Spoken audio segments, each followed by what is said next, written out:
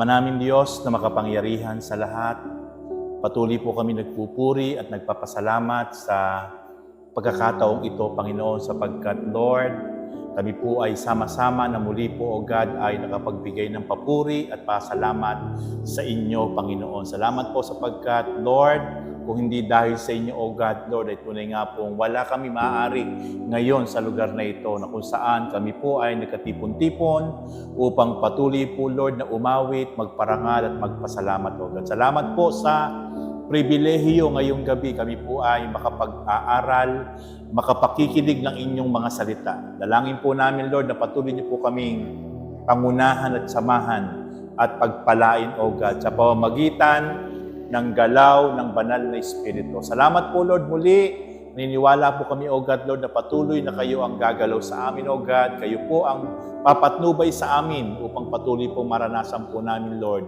ang inyong pagsama at ang inyong pamumuna sa pamamagitan ng banal na Espiritu. Ito po ang aming panalangin naman banal sa pangalan po ng Panginoong Hesus. Everybody says, Amen and Amen. Sige po kapatid, tayo po ay makakaupo na. Praise God, purihin ng Panginoon.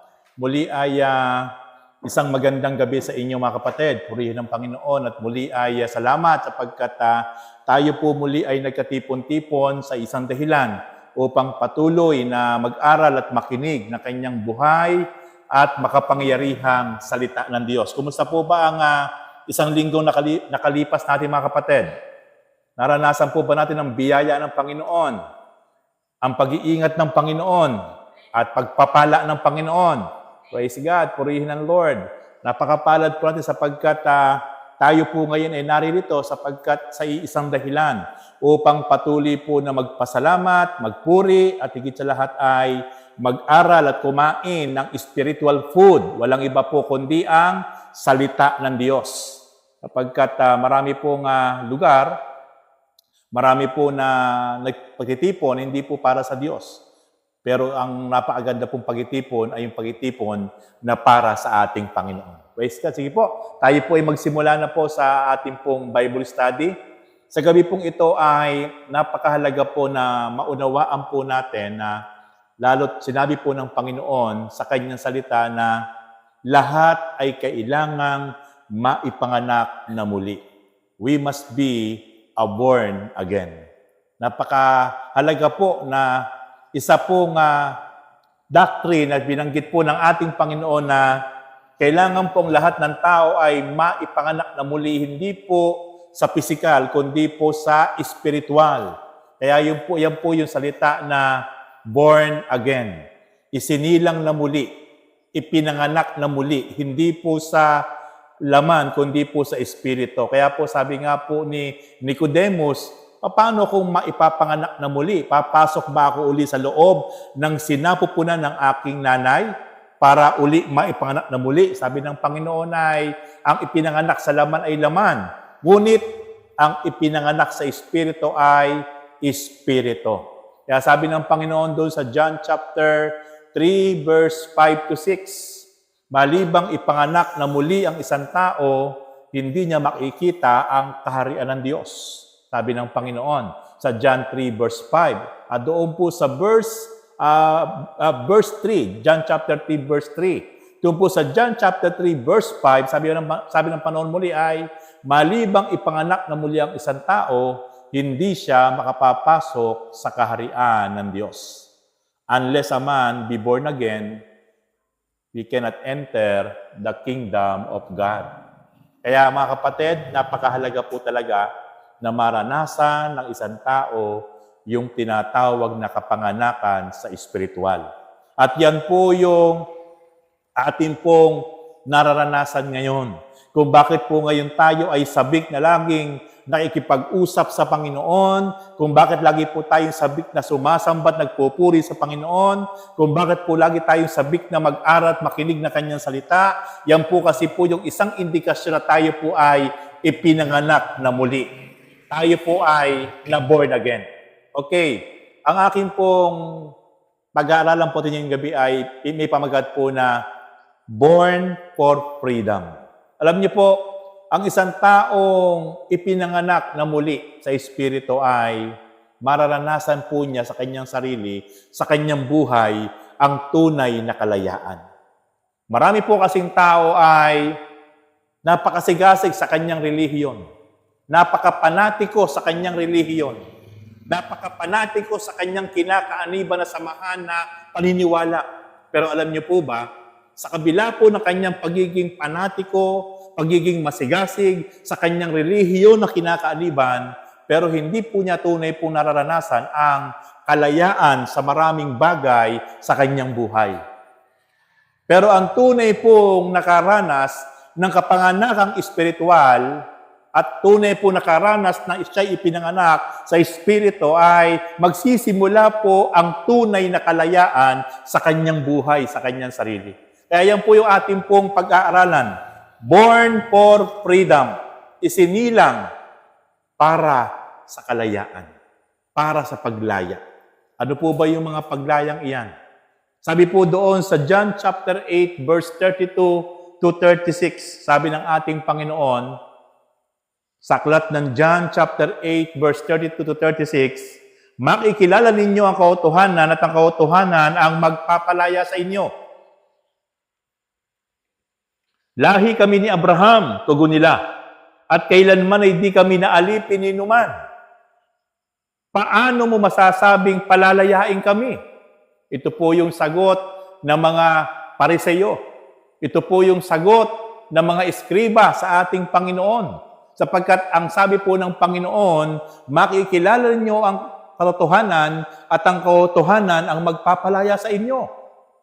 Pero buong pagmamalaki po na ipinagmamalaki itong mga tao na ito, na mga leader ng relihiyon during that time, sila po yung mga tagapagturo, sila po yung mga leader ng relihiyon, sabi po nila, lahi kami ni Abraham, tugon nila, at kailanmay di kami naalipin ni numan. Paano masasabing palalayain kami? Verse 34, sumagot ang ating Panginoon, tandaan ninyo, alipin ng kasalanan ang lahat ng nagkakasala. 35, ang alipin ay hindi kabilang sa sambahayan sa habang panahon. Subalit ang anak ay kabilang magpakailanman. Last verse, kapag kayo'y pinalaya ng anak, tunay nga kayong malaya.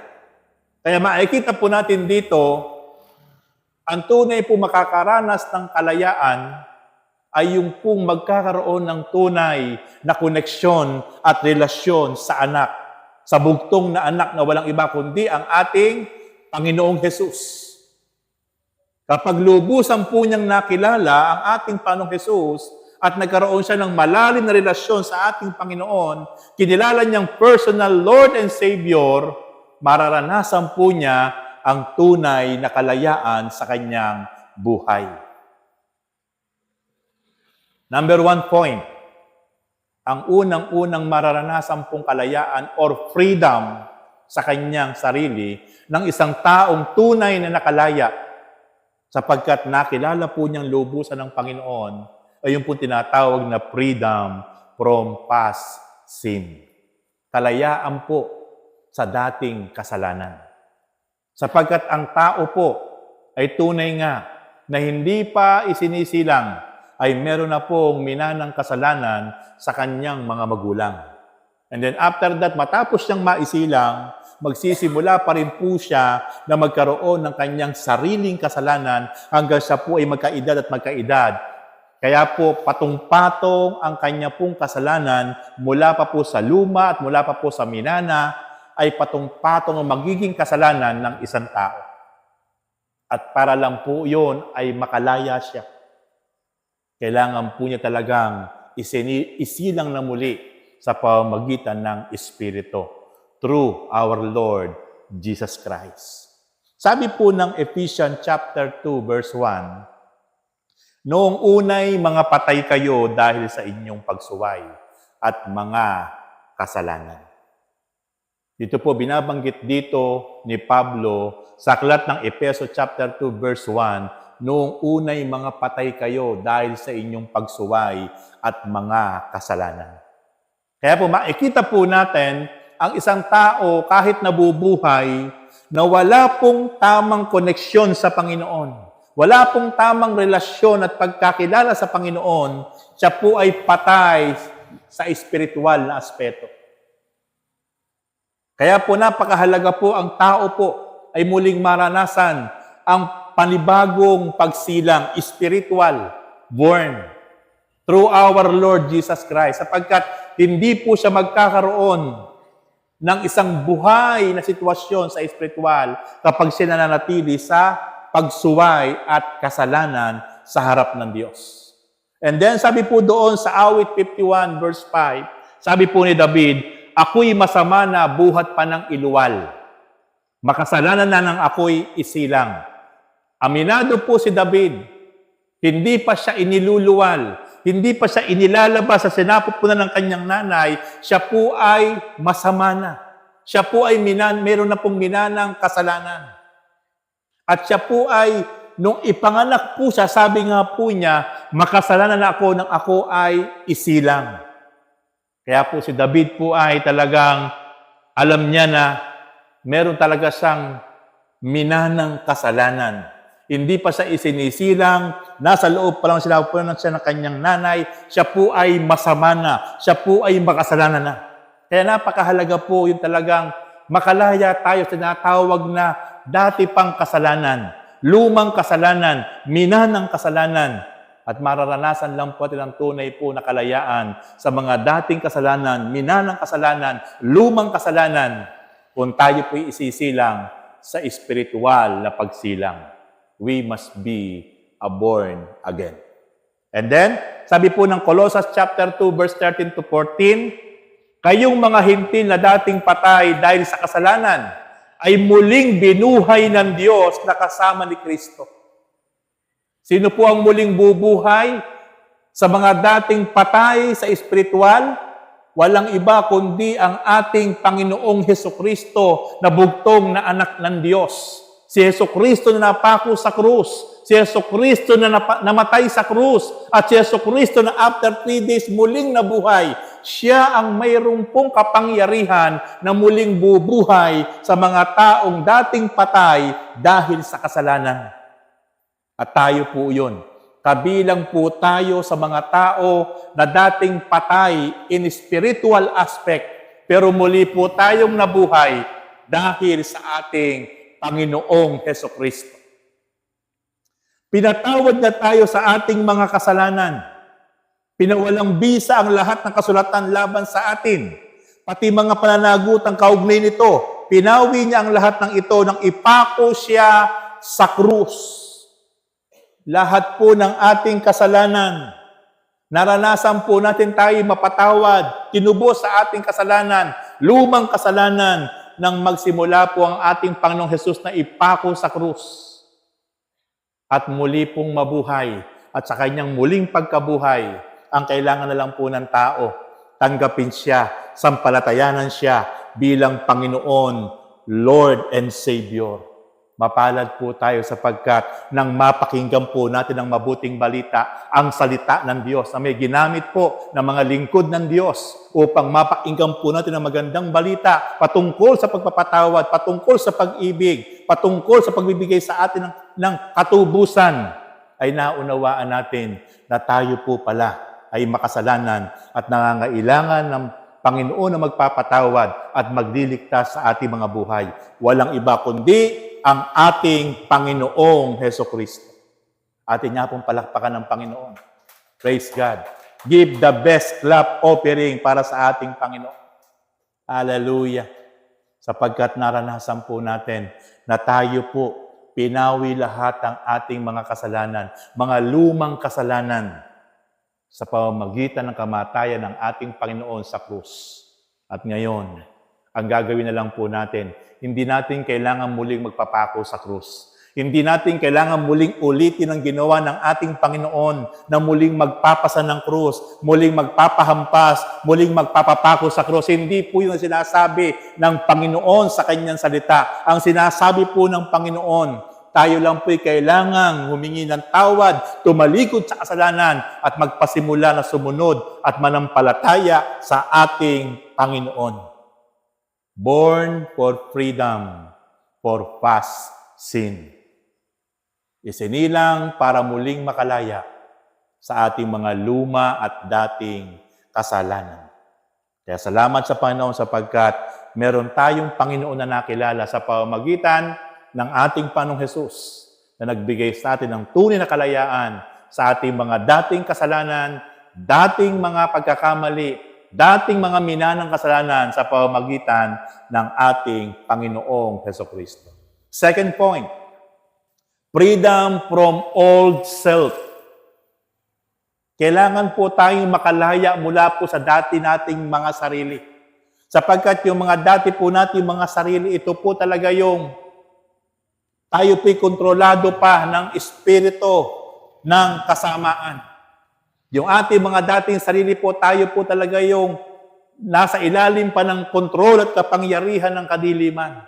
Kailangan po natin makalaya doon sa dati nating pag-uugali, dati nating kaisipan, dati nating mga pananalita, dati nating mga hiling.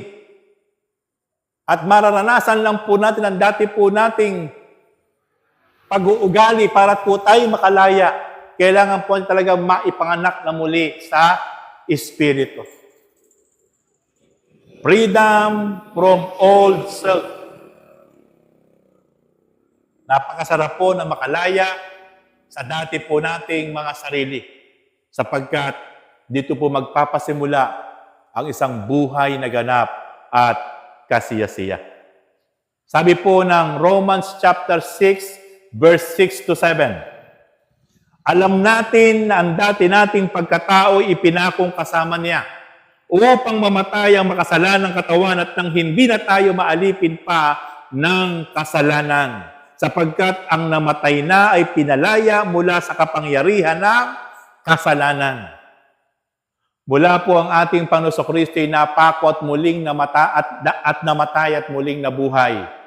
Ang bawat isa pong tutunay na sumampalataya at tumanggap sa ating Panginoon at nagsisi ay kasama na rin pong namatay ang mga dating sarili. Kaya mararanasan po ang kalayaan mula po sa dating mga pag-uugali, dati pong mga pag-iisip, dati pong mga gawi, dati pong mga hiling. Freedom from old self.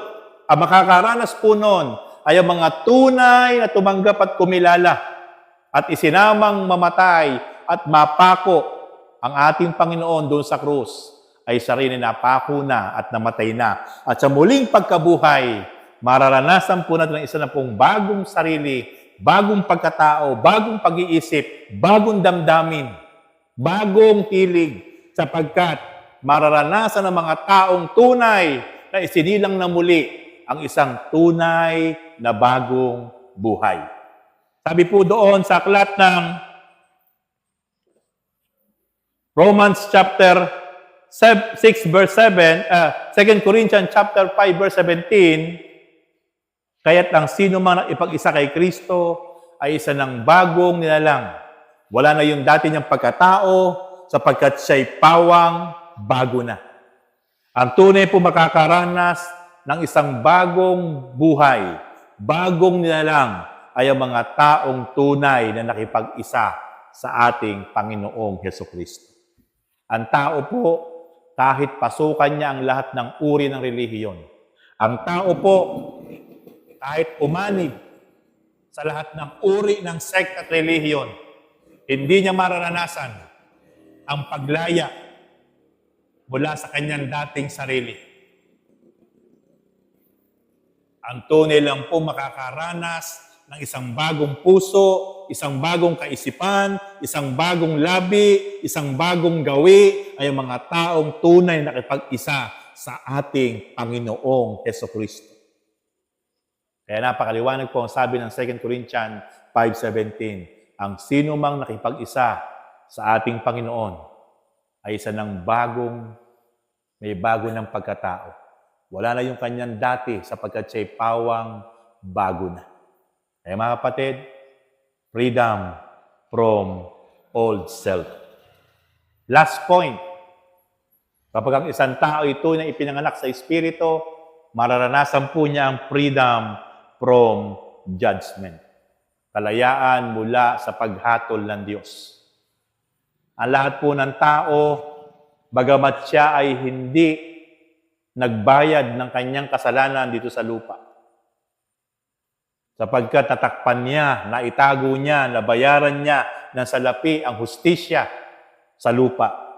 Pero sa huling panahon, mayroong final judgment na pagdadaanan ng bawat isang tao. Sa 2 Corinthians chapter 5 verse 10, kapag tayo po sa huling panahon ay haharap individual sa ating Panginoon.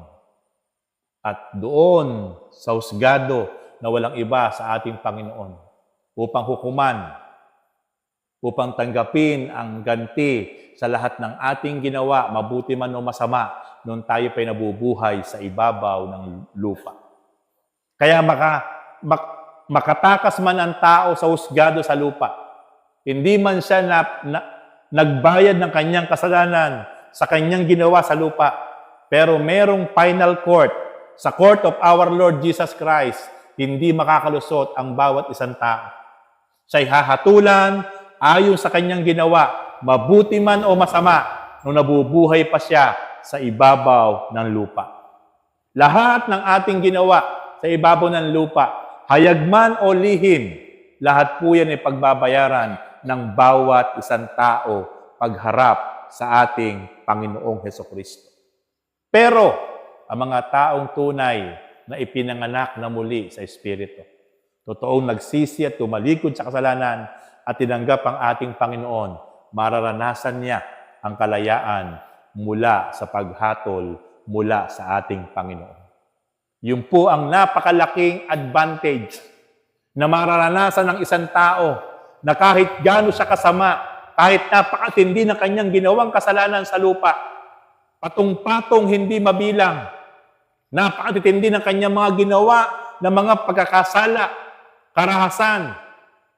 Pero kapag siya tunay na nagsisi, tumalikod sa kasalanan at nagbalik loob sa ating Panginoon, nagpakumbaba, tinanggap ang ating Panginoon bilang Lord and Savior, mararanasan niya ang kalayaan sa paghatol ng ating Panginoon sa darating na panahon. Ano ang sabi ng Bible? Romans chapter 8 verse 1 to 2. Kaya nga hindi nahahatulang maparusahan ang mga nakipag-isa kay Kristo Jesus. Sino po hindi na po mapaparusahan? Sino po hindi na po hahatulan sa huling panahon? Ang mga taong tunay na nakipag-isa sa ating Panginoon. Hindi po yung umanib sa relihiyon. Hindi po yung pumasok sa sekta o relihiyon. Ang tunay pong hindi na parurusahan, ang tunay pong hindi na po papatawan ng kaparusahan ay ang mga taong tunay na nagsisi, tumalikod at kinilala, tinanggap ang ating Panginoong Hesus, sumunod at nag-alay ng buhay sa ating Panginoon. Sabi nga ng Romans chapter 8 verse 1, hindi nahahatulang maparusahan ang mga nakipag-isa kay Kristo Jesus. Wala na ako sa ilalim ng batas ng kasalanan at ng kamatayan sapagkat pinalaya na ako ng batas ng Espiritong nagbibigay buhay. Bunga ng paikipag-isa kay Kristo Jesus.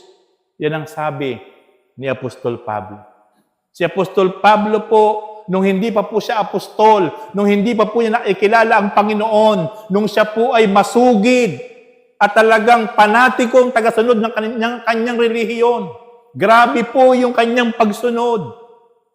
Pero nung siya po ay makakilala sa Panginoon, nagkaroon ng tamang pananampalataya, kaya ito po yung kanyang ipinapahayag. Hindi na ako hahatulan, sapagkat ako'y pinalaya na sa kapangyarihan ng kamatayan at dugo ng aking Panginoong Hesus. Sabi po doon sa Hebrew chapter 9 verse 27, itinakda sa mga tao na minsan lamang mamatay at pagkatapos ay ang paghuhukom. Darating po talaga yung tinatawag na final judgment sa mga tao. Matapos siyang mamatay minsan lang, physical death, and then after death, matapos siyang mamatay na physical, automatic po darating po yung judgment ng Panginoon. Pero napakapalad po ng isang tao na bago mamatay, physical, ay totoo po niyang nakilala tumalikod sa kasalanan at nagsisi at lubusang sumunod at nanampalataya sa ating Panginoon, hindi na po niya mararanasan ang tinatawag na judgment ng Panginoon sapagkat siya'y pinalaya na, pinatawad na, tinubos na ang kaniyang kasalanan. Sa bawat isang taong tunay na sumampalataya at nanalig at sumunod sa ating Panginoon. Yan po ang dulot sa buhay ng isang tao na talagang nakilala niya ang ating Panginoon sa pamamagitan ng pagbabasa, ng paikinig, ng salita ng Diyos, ng mabuting balita patungkol sa ating Panginoong Hesukristo, hindi patungkol sa relihiyon. At yan po ang dahilan kung bakit tayo po ay nag-aaral ng salita ng Diyos. Hindi po patungkol sa relihiyon, kundi laging patungkol sa kabutihan, pag-ibig at kaligtasan sa pamamagitan ni Kristo. Saksi po kayo mga kapatid. Every time na kayo po'y makikinig sa pamamagitan ng ating pong itinuturo, wala tayong binabanggit na kayo'y maliligtas nang dahil sa inyong pag-anib, pagsunod sa relihiyon, kundi kaya tayo maliligtas, patatawarin ng Panginoon, magkakaroon ng buhay na walang hanggan, ay dahil sa ating pagtalikod, pagsisisi, at pagtanggap at pananalig at pagsunod sa ating Panginoong Hesukristo. Praise God!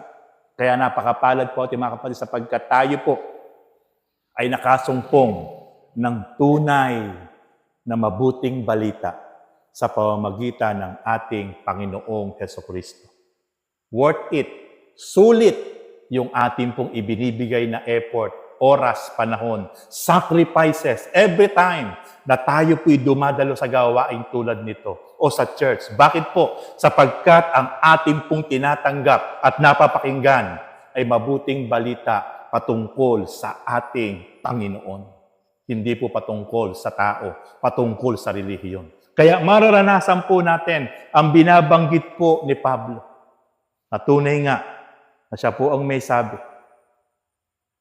Kaya hindi nahahatulan maparusahan ang mga nakipag-isa kay Kristo Jesus.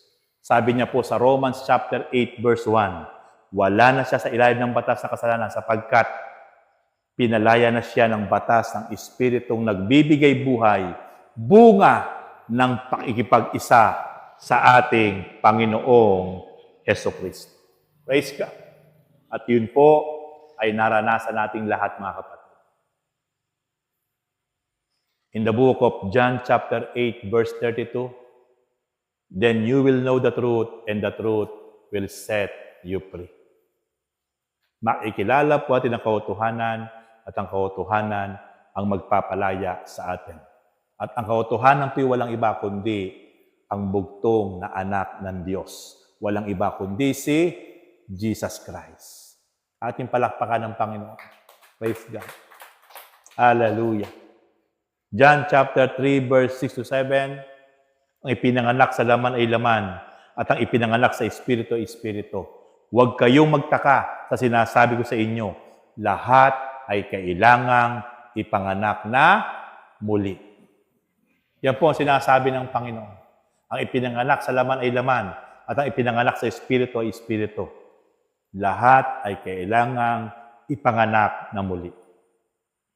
Lahat ng tao na nabubuhay sa ibabaw ng mundo ay kailangan pong ipanganak na muli. Kasi po, pag hindi niya naranasan ang kapanganakan na muli o maborn again sa Espiritu, hindi siya makakalaya sa napakaraming bagay sa kanyang buhay. Sama-sama po tayong tumayo mga kapatid. Praise God. Sa gabing ito, tayo po magpasalamat sa Lord sapagkat muli, ipinaunawa sa atin ng Panginoon ang kahalagahan ng tayo po ipanganak na muli. Maborn again, hindi po sa laman, hindi po sa pisikal, maborn again in spirit and truth. Everybody, let us pray. Bow in your head and close your eyes. Lord, salamat po sa gabing ito, Panginoon. Patuloy po kami nagpapakumbaba at nagpapasalamat, nagpupuri sa inyo sapagkat tunay nga po, O God, Lord, muli po ay naunawaan po namin, Lord, na kami po'y makakalaya, Panginoon God, sa amin pong dating pagkatao. sa amin pong dating kasalanan, dating mga karumihan. Kami po ay makakalaya mula po sa inyong paghatol sa darating na panahon. Kung ang bawat isa po sa amin ay patuloy, Lord, talagang mararanasan po namin, Lord, ang tinatawag na kapanganakan sa Espiritu. Ang isang tamang relasyon, ang isang maalab na relasyon, at isang tunay na pagtalikod sa kasalanan at pagsunod sa inyong kalooban. Maraming salamat po, Lord. Pinupuri po namin kayo, O God. Pinasasalamatan po namin kayo, Father God. At sa gabing ito, Panginoon, patuloy po kami nagpapakumbaba, naninikluhod sa inyong harapan. Lord, kayo po ang tunay po nakasisiyasat ng puso't isip ng bawat isa po sa amin, O God. Tulungan niyo po ang bawat isa po sa amin na mambanal na patuloy na kami po ay makasunod po ng buong katapatan sa inyo. May kapakumbabaan, Panginoon, at maranasan po namin, Lord, ang biyaya at pagpapala, ang inyong habag at pag-ibig, panogad, sa aming mga buhay, ganoon din po sa aming mga mahal sa buhay. Salamat po, Lord. And Lord, magamit nyo din po kami, Panginoon, sa napakaraming tao sa araw-araw na meron po kaming access sa aming pong mga pamilya, sa aming pong mga relatives, friends and neighbors, O God. Gamitin niyo po ang buhay po ng bawat isa po sa amin upang, Lord, kami, Father God, ito na nga po, Lord, na maging access niyo po para po sa mga taong ito upang sila rin po, Lord, ay maranasan po nila, Panogad, Lord, na sila po ay magkaroon ng tamang relasyon sa inyo, tamang pagkaunawa, maipakilala po namin kayo, Lord, sa kanila. Tunay nga po magkaroon kami, Lord, ng lakas ng loob, Panginoon, at katapatan, O God, passion and compassion, Panogad, na maibahagi po namin kayo sa kanilang mga buhay upang kung ano man po yung nararanasan po namin ngayon ay maranasan din po nila at sila din po, Lord, ay maborn again sa espiritual na aspeto. Salamat po, Lord, muli. Salamat sa mga kapatid na ngayon po'y nagbigay ng panahon at oras at tunay nga pong dumako sa lugar na ito. Lord, ingatan niyo po sila, gabayan niyo po sila, patnubayan niyo po sila, Lord, at pagpalain niyo po kanila po mga relasyon sa inyo, kanilang mga buhay. Patuloy niyo po silang ingatan, Panogad. I-release, Lord, ang pagpapala sa mga buhay nila, Panogad, even sa mga pamilya nila, Father God. Maraming salamat po, Lord. Muli po, O God, Lord, I speak blessing upon blessing sa buhay ng aking mga kapatid na ito, Panginoon God. At naniniwala ko, Panginoon God, Lord, mula ngayon hanggang sa dulo ng aming buhay, sama-sama kami maglilingkod ng tapat, sama-sama kami, Lord, na susunod sa inyo at maglilingkod sa inyong kalooban, O God. At patuloy na kayo ang maparangalan sa aming mga buhay. Salamat po, Lord. We back to you all honor, all glory, all praises in Jesus' mighty name. Everybody says, Amen and Amen.